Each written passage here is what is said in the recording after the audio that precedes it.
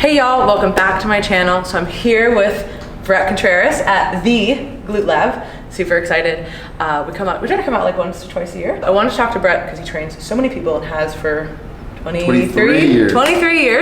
With training so many women in particular, we see so many mistakes. So like, what are the top 3 mistakes, we kind of talked about this earlier, that we see with women in training and why they're not seeing progress? So the first one that we talked about was program hopping, which I know is... That wasn't the first. The first was excessive. Yeah, you're right. Exercise and volume. Okay, well, whatever. It doesn't matter. But I think in terms of importance. Oh, okay. Well, so, if we're saying the number one problem. Okay, the number one problem, which I wasn't planning on doing that because they're both 3 equally important. Dick. I just made her look really bad. I'm like, can you see that I'm red? Actually. You're wrong. Okay, so the first one we did talk about was doing too much volume. Just doing too much in general, not even volume. Yeah. Frequency, volume, exercises, and this happens a lot with the clients that we train, and it's something that we really try to hammer home to people. Like, hey, you can make so many great gains training 4 days a week, and you actually might make better gains over like the next 10 years if you actually train 4 days a week instead of doing these 6-day splits, sometimes even 7-day splits, and just hammering out volume after volume. I just find that people, first of all, like their cortisol is like through the roof, like they're never recovered, their bodies are always really stressed out, and they never really make any progress. So I know you're a bigger fan of shorter programming, like shorter frequency as well. Well, it's like, of course, depends, it's like most women are all kind of doing aerobic training. Mm-hmm. They're not really doing true strength training. Yeah. They do so much exercise, so many sets, so much, but like you said, it's everything. It's excessive number of exercises, sets, reps, frequency, training days, and everything. Also just additional exercise too. Mm-hmm. It's like they think that more is better. More is better, and if I work out 5 hours a day, I'll see better results.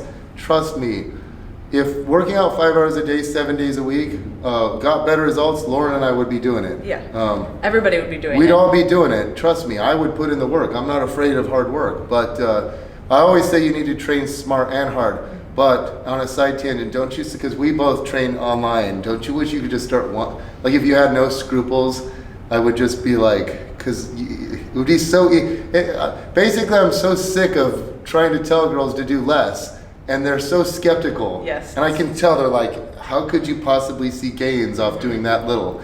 And I wish I could just turn to the dark side and be like, that's all you're doing? Come to do my programs. Your coach is only giving you 50 sets a week, I'm gonna give you 200, and then just, And then just be like, just kidding. Yeah, they'd see no results, and so, you know. Or like I see this a lot too, because a lot of girls want to grow their glutes, obviously. And so they'll be like, oh, it's a shoulder day, and I added in like glutes. Yeah. And I'm doing this, and I just added in some extra stuff, and you're like, hey, like when are your glutes are not actually having time to recover. And a lot of girls are chronically dieting as well, which is a whole different discussion. But if you're not fueling yourself properly and you're like, just chronically in a slight deficit, even if it's a slight deficit, and you're training too much, it's just very different. And I know a lot of people will look at like professional athletes and see like, oh, what are they doing? You're not a professional athlete for the most part, right? Like even if you are a professional bodybuilder, like when people think of professional athletes, they think of like basketball players, right? Basketball players are making millions of dollars a year. They have nothing else going on in their life that they have to be doing besides play basketball. So their whole life revolves around training and recovery. So that's going to be such a different situation that also, right? Like, take any, I don't care who it is, a pro football player, take any athlete out there and have them stop doing their sport and start bodybuilding, and they'll get an even better physique. Mm-hmm. Bodybuilders have the best physiques in the world. Now, I have women come to me and they're like, can you write me a 7-day full body a week, or 7-day a week full body program? And I'm like, man, to train full body is hard, to do it justice. And to try to do it 365 days a year is crazy. So I have little tricks for people who do like to train frequently, because I like to work out a lot. But you have to make sure you're setting records. You have to be trying to get stronger over time, and then you have to make sure you're recovering, or you're not going to set records. So that tends to get you tend to figure this out when you start gaining strength. Because a lot of people, it's so annoying to me. They'll say, well, they'll look at my program and they'll think, oh, that's cute, but I'm more advanced. And I'm like, you can't even do a chin up. You're not advanced. Like you think you're advanced, you're not. Or like, people get mad when they look at the only women train for an hour. Yeah, 1 hour. Like, That's cute. That's nothing. I It's need like, a lot more. And it's like, look at the women in my glute squad. They're strong as hell. I've got like 10 women hip thrusting 500 pounds. I've got women that can do, 16 chin-ups. And this is just here at the gym. I've got women doing my programs around the world that are just freakishly strong, and they get freakishly strong doing 3 full body workouts a week, and then, a couple little easy workouts, like I call them kind of like bro days or whatever. Like if you like training glutes, you can add in a couple of band sessions per week. But bands don't beat you up too much. You can train more frequently if you do bands because they don't work you in a stretch. They don't have a big eccentric component. They don't work you at long muscle length, so they don't create the muscle damage. So you don't need to repair. But nevertheless, people do overdo it. That's just the number one issue is they overdo it. And when I started coming out with my programs, people were very skeptical, and I know they were like, what? But enough of them tried it, and then they showed their before and after pictures, and wow. People start paying attention. And you feel better too. You feel so much better instead of just running your face into the ground 24/7. And I just see this particularly with women because women always want to do more, and they just recover differently than men in general. So yeah, men stop doing so much, guys. Men kind of know, like, we're more sold on just straight up bodybuilding. Like, just go to the gym, work out for an hour and a half, 4 or 5 days a week, and that's it. Good to go. But a lot of women want to combine things. That's what it makes them subject to a lot of marketing things, like yoga and Pilates gives you long, lean muscles. So a lot of, and men do this too, but I'd say more women than men. They want to do, I want to do resistance training. I want to do HIIT. Mm-hmm. I want to have a few HIIT sessions a week for my cardio and for fat burning, and I want to do like yoga or Pilates a couple days a week because I want long, lean muscles. You're like, hey, do you have a job? Do you have a family? Do you have a life? Like, what else is going on? Like, you can only do so much. It's too much. Yeah, and it's just, you're going to impair. I like walking and lifting. That's literally the best. So the second thing we discussed, I was corrected originally. Yeah. Is it? Now I'm like, oh God, wait, what was it? Is program hopping. So we see this a lot too, and me and Bret, like our companies, both write programs, and lots of great people have programs, right? But just because a lot of people have great programs doesn't mean that you have to do all of them and constantly be switching around with them, right? Not just that, combining too. Or combining hopping them. and combining. Yeah, hopping and combining. Because then you're really not making any progress. And I have this with clients too, and I get it. Like, a lot of people want new stuff. They want fun, they want novelty. And while I understand that, that's a really quick way to never make any progress. If you're always searching for novelty and you're always looking for a new stimulus because you're bored, welcome to weight training. It can be kind of boring. You have to do a lot of the same shit over and over and over again to get better and to look better. So if you're somebody who's doing this and you're program hopping or combining programs because you like one part here and one part this, you're not going to make a lot of progress. And would you say that you've seen that too? Well, my God, when you write a program, it's for a reason. You're giving them what you believe to be the optimal amount of volume and exercise and training days. Yeah. Then you look at that and you're like, okay, this will be good because they can, and hopefully you've done the similar program and oh, if I do this, it's too much.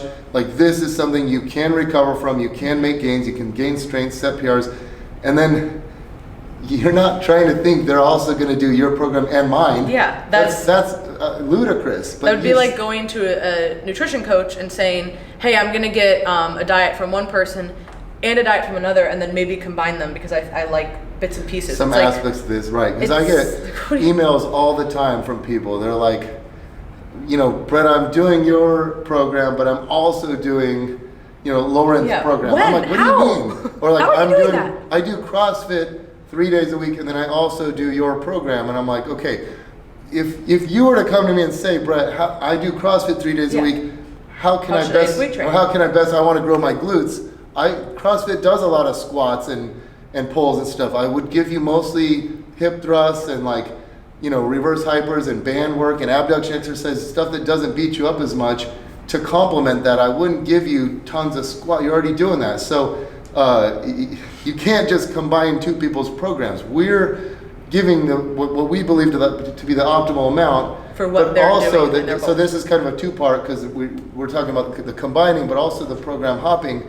It's so tempting to just say, and Here's another thing. I think women do more than men, because men have this weird ability to, like right now I'm heavier than normal, so I've got more here than I want, but I just don't look in the mirror at this. I look here and I'm like, no, nice, my delts are coming in good, or like, check out my quads. And I think women tend to look more right at their problem area, and they're like, And also I think I fluctuate every day. Like some days you wake up in the morning, you look in the mirror and like, it doesn't even look like I lift weights. Do I work out? I even work out. And then other days you're like, whoa, you fluctuate a lot, but I think women fluctuate even more than men. Mm-hmm. Oh, for due sure. to like menstrual cycle and stuff like that. Just in general. And so those days, that's the hardest part. Those days when you're not feeling good, when you look in the mirror and God, I'm not making progress. It's like, wait a week. You probably are making progress. You're just being impatient and you're being fooled by normal weekly and daily fluctuations. So at that time, it's very tempting to go, this isn't working. I'm going to try something else. Yeah, part of the program hopping issue is patience, is a lack of patience. And a lot of people want things immediately, and I get it, we all do. Like, we all live in an instant gratification society, and we want things to be really simple. And no matter what, when you're trying something new, whether it's a new program, a new sport, a new whatever, you want to be really good at it, right? And like, that's a thing that all of us have to overcome. So I started doing jiu-jitsu, and it's very hard, right? Something that I've never done before, and it's very, very intricate. And I go in there, and every day I leave, and I go, why am I not good at this? And they're like, it's not going to work like that, you know what I mean? And I'm so used to lifting to where it's like, okay, I want to train, right? And I want to get better at a front squat. Well, I go in, I do it a few times, and then, well, I'm good at it, and I pretty much got it, right? But then there's other things like muscle building or like jiu-jitsu where there's always something happening, right? Like, it's not like it's, oh, do the X happens and then, or do X and Y happens. It's not like that, right? So people are just impatient. It takes years to get a good physique. It takes years to get nice glutes. But here's the thing. Every month you look a little bit better. Mm-hmm. So, you know, it's not like you have to wait 3 years to see any reward at all. No. It's like every month you're looking better, but yeah. And that is why the PRs and like setting like strength goals, I think is so important for women in particular. Agreed. And that does not mean that you're a powerlifter. And I think people hear that because powerlifting has gotten a lot more popular, which I love, because obviously I love powerlifting. But I think people only think, oh, if I don't want to get stronger, I'm not a powerlifter. It's like, what are you talking about? Like, you can get stronger with anything. Like, just pick an arbitrary exercise and you can get more reps, more sets, more weight, and you can get better that way. And the third reason that we see people not make progress is they don't eat enough protein. And this is really common for men, but particularly women. And I think it's so vital. And like, we forget about it because we eat a lot of protein and we've been used to it. But then we see people's like diet logs, and we have so many clients who will send us stuff like what they're just doing, and you're like, holy shit, like this is like so far off. And you know, sometimes I do consulting with people and I'll just look at like their diets, and like you realize like, hey, they have like a coffee and like maybe like a pastry or like fruit in the morning, and then they'll have like lunch and dinner, right? And there's just no way that you're going to get enough protein when you're eating twice a day.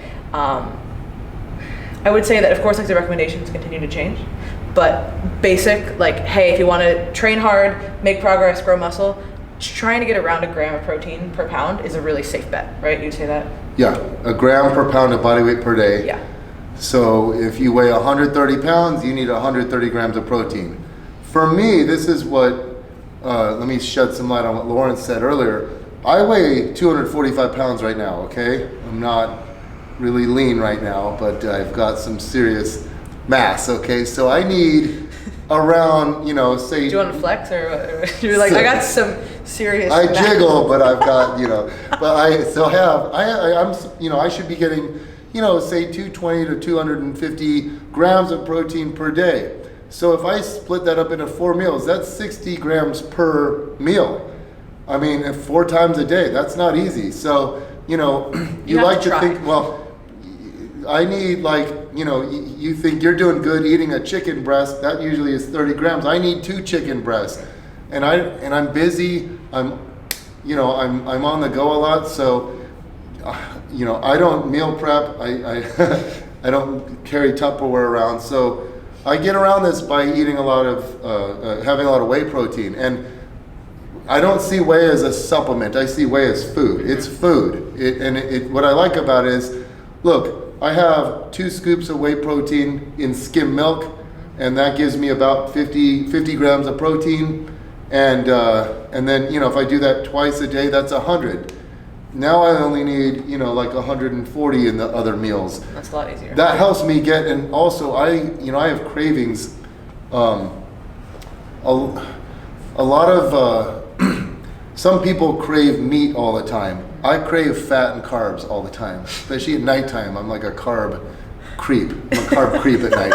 So I'm fine all day long, and then at nighttime I pace around the kitchen. I want cereal, you know, but if I have a bowl of cereal and then, you know, the bowl of cereal, and it's funny, this is where tracking is important. I have a big bowl and I would mix together okay, tangent. You know that quote, like I think it's in this Stephen Covey, the 7 Habits of Highly Effective People, and they're like, he fills like a vase up with stones, and he's like, is it full? And they're like, yes. And he's like, no, and he fills it with pebbles. And then he's like, is it full? And they're like, yes. And then he's like, okay, now I'm gonna put sand in it. Is it full? And they're like, yes, now it's definitely full. And then he pours water in it. So you can, and it's like the stone, I don't know what even the purpose of the book was. It was like the stones are like the most important things in life. I read that book years ago and I don't even remember. But I do that with cereal. Like I have. Maybe you need some memory boosting something. I know, some ginkgo. Well, I put in the shredded mini wheats, and then I put in the raisin bran, and then I put in the grape nuts, and then I'll put whole milk in there. My bowl of cereal is 1,300 calories. It's a 1,300 calorie bowl of cereal, okay? So, and it's mostly all carbs and fat. Every bikini girl's like crying right now. So anyway, I don't do that all the time, but every once in a while I do something like that. But that's if I haven't eaten much all day long. But guess what? Put 2 scoops of whey protein in water, chug it beforehand, eat the bowl of cereal, and now your macros aren't so lopsided. And if you can get your just through Whole Foods, then that's great. But the problem is a lot of women out there think they're getting enough protein because they're like, I do really good, Bret. I have a Greek yogurt in the morning, and then I have and they think that 1 egg for breakfast. Yeah, I have an egg at lunch, and then at dinner I have a piece of meat, and it's like you're getting 50 grams of protein a day. I was telling her, my niece, I just put her before and after picture up on my Instagram. She saw amazing results, and in just 6 weeks. What changed during those 6 weeks? My gym is right by a 7-Eleven. I would go get her one of those muscle milk drinks with 42 grams of protein, and I'd give it to her every day after a workout. She went from probably getting 60 grams a day to over 100 every day, and her results skyrocketed. So if you are anyway, pay attention to your protein. If you're getting around a gram per pound of body weight per day, you're good. If you're and for a lot of people, they're starting and it's gonna be way lower. So, way lower. If you are that person we talked about in the beginning who's getting only 2 protein meals a day, it might be hard to get all of this, right? So just start with 3, and that's usually where I like people starting if they're really, really kind of baseline, super low. Hey, start with 3, and then ideally you're gonna want to work up to 4. It's just gonna be easier to kind of get stuff in and spread it out. But I would definitely say don't be afraid of shakes. One thing that I talk to a lot of our clients about is that they're like, oh, I had to use a lot more shakes this week. It was just a crazy week. Don't feel bad. I mean, if it's shit protein and you're not feeling good with it, that's a different story. But if you're having quality protein and you're having that, I mean, I have protein at least once a day, if not twice. And every time I have it, I have 2 scoops. But the thing about the shakes, it is very high quality. It is, whey protein is the highest quality. Yeah. If you're lactose intolerant, you can have pea protein. If you're vegan, you can have pea protein. It's fine. So making sure that don't feel like that's a bad thing. So hey, having 2 shakes a day and then 2 whole meals, you're good to go. You're going to be making better progress. You're going to have better recovery, and you're going to feel a lot more satiated as well. So there's just so many benefits from having protein, but particularly in the context of this video, hey, what are some training mistakes you're making? People always like to focus on training, which is great, and we talk about the other 2 things, but this is such a key factor that I think a lot of people overlook, and they're just running their faces into the ground at the gym, and they're not having enough quality food, particularly protein, to actually fuel that recovery and that process. So those are our top 3 mistakes that we see people make for training. If you have any questions, please let us know. What is your Instagram? I know everybody already knows it here, but in case there's one person who doesn't. It's at Bret Contreras 1. But again, I think you can type into Instagram the glute guy and it comes up. So. And it'll come up. So thank you guys so much for watching, and we'll catch you next time. Thank you.